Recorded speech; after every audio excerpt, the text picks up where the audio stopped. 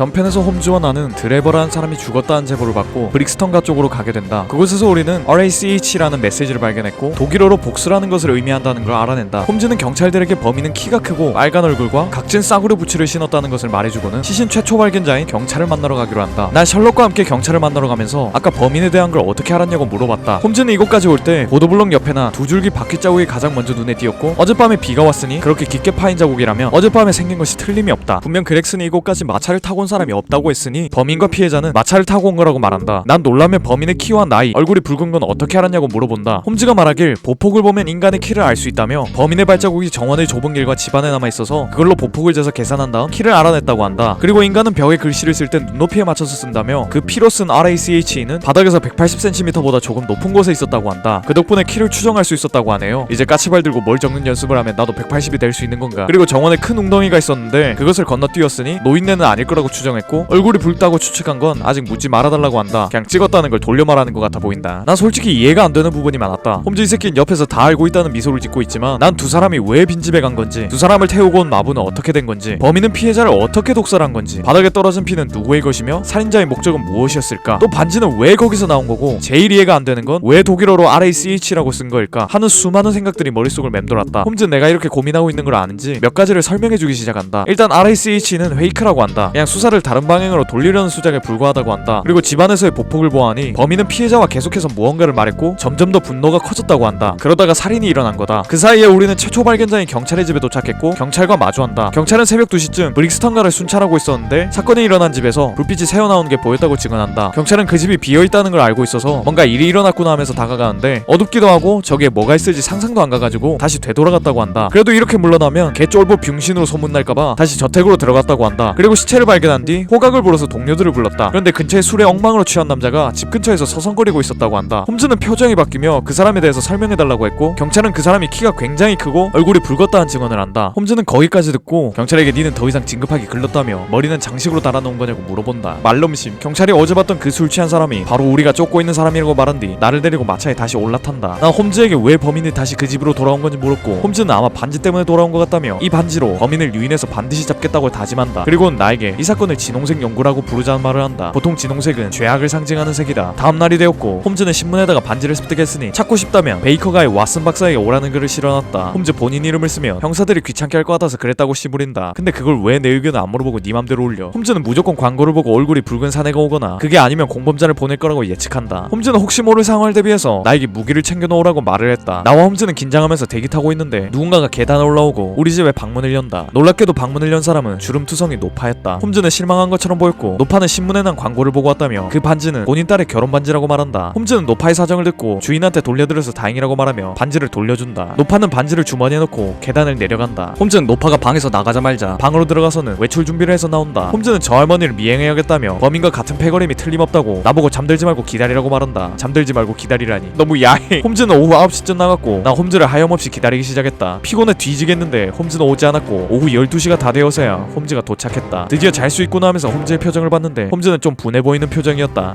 뭔가 괴롭혀주고 싶네. 난 미행은 어떻게 된 건지 물었고 홈즈는 자초지종을 얘기하기 시작한다. 노파는 조금 걷더니 마차를 타고 가기 시작했고 홈즈는 그 마차 뒤에 매달려가기 시작했다고 한다. 마차는 단 한 번도 속도를 줄이지 않았고 목적지에 도착하기 직전 홈즈는 마차에서 뛰어내렸다고 한다. 그런데 목적지에 도착했는데도 마차에서 내리는 사람이 아무도 없었고 홈즈가 마차 근처로 가보니 마부가 텅 빈 좌석을 헤집고 있었다고 한다. 그 주변에 사는 사람들한테 물어보니 우리를 찾아왔던 노파를 본 적도 들어본 적도 없다고 한다. 나는 그 노파는 뭐하는 노파였냐고 노파가 아니라 에너지파였던 것 같다고 말한.